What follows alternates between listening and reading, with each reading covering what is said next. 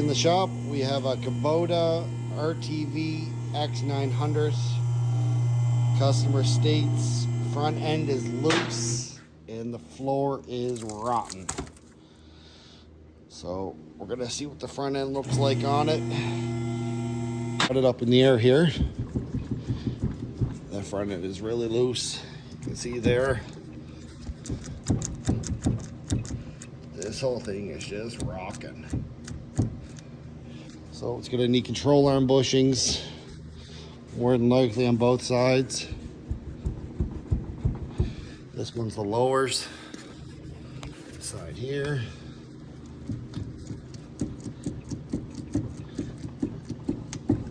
And looks like maybe a ball joint. So we're gonna pull the front end off this and see what needs to be replaced. With the tire off, it actually sees a little bit better. Move that whole assembly back and forth. So upper and lower is actually gone on this, so we're gonna have to order some parts here, some sleeves, bushings, some washers, and we'll start taking this apart. First, what we're gonna do is we're gonna pop this ball joint out, just these 3 screws, pop these brake line clips off, sway bar link, shock, and then that should give us access to the bolt that goes through here, and that whole control arm should hopefully come right out with no issues. Got the shock off it, the sway bar link, the brake lines, and the upper ball joint. So all that's left is the nut and bolt that's going through the control arm. Should be able to pull that out with ease, and that whole control arm should come out and we'd be able to access them bushings. Before you do that, you want to drop your impact on the floor and snap it in half, and then have to black tape it back together. And now we're ready to take these bolts out. The control arm down, pull this bushing out, the sleeve, and then your bushings are here. And there's supposed to be, I think, metal washers in here, which I don't see. But look at this engineering. Let's run the line right through the control arm so you can't get it out. So we'll have to disconnect it there to get this completely out if you want to do it on the table. But they run one over the top and then the other one on the bottom of it. That's strange.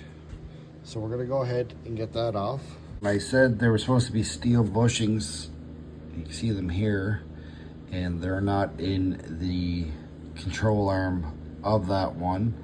So we're gonna have to order them up. Over here on the bench, there's actually supposed to be little steel shims in behind these bushings, which there's not. So that's probably why there was so much play in that front end, because it's missing them shims. So you got the shim here, part number, and then you have your new bushings that go in there. There's the old bushing there. You can tell she's pretty worn. So we're gonna go ahead and get them in, and we're gonna see how much that tightens up that front end with everything that's supposed to be in there. New one in there. I'm just gonna show you how worn these ones are. So here's a new, we'll say collar. There's the old bushing here. That just slides right in there with ease. And then you come over to the new one, and we're gonna have to push that one in to get it to go in there. So we're gonna flip that around, do it on the other side, and get this ready to go back in.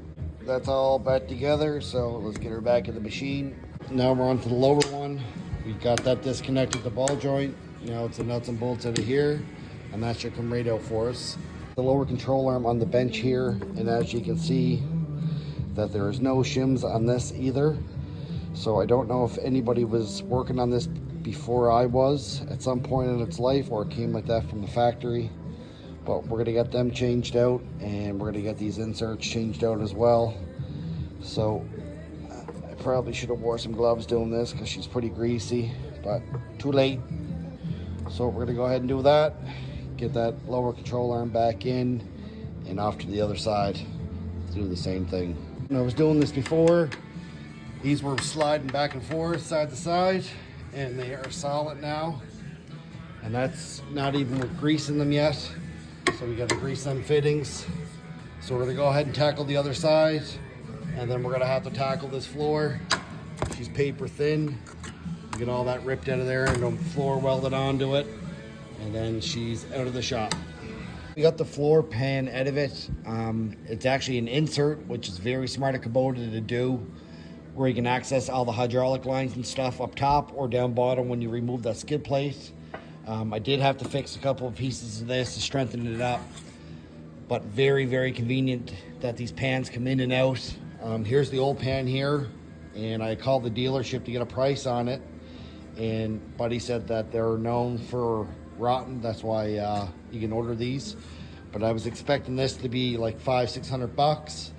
It was actually only $100 for that pan. Here's the part number there for it if you're looking for a pan.